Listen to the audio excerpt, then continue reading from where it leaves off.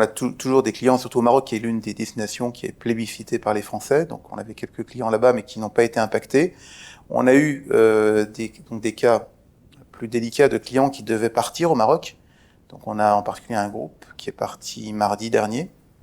Et la question c'est, faut-il partir ou pas avec la peur déjà, certains clients qui avaient peur de répliques du tremblement de terre, et puis pour leur sécurité.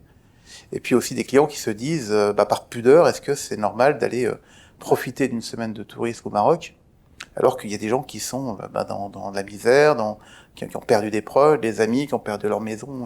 Alors la position, la mienne, et puis celle des agents de voyage en France, c'est de se dire que si on veut aider le Maroc aujourd'hui, l'idée, c'est d'aller y voyager. Alors peut-être pas tout de suite, évidemment, parce que c'est délicat.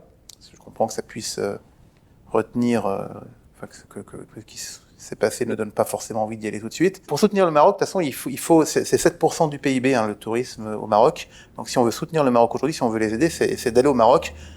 Alors c'est pour ça qu'on réfléchit en ce moment chez nous à faire une campagne de promotion pour les voyages au Maroc pour l'année prochaine. Donc parce que là aussi, les clients ont la mémoire courte. Aujourd'hui, on parle du Maroc. Donc ça a pris la place de l'Ukraine. Malheureusement, les clients et les gens en général ont une mémoire très courte. Donc est-ce que vous pensez que ça peut avoir un impact sur l'activité touristique du pays et le tourisme le général international ou pas? Aujourd'hui, il y a un petit peu de dégâts dans les hôtels, mais c'est des fissures. Il y a pas eu de mort dans les hôtels, à ma connaissance. Je crois qu'il y a un Français qui est décédé, mais qui était pas dans un hôtel. Donc aujourd'hui, les infrastructures, elles sont en parfait état.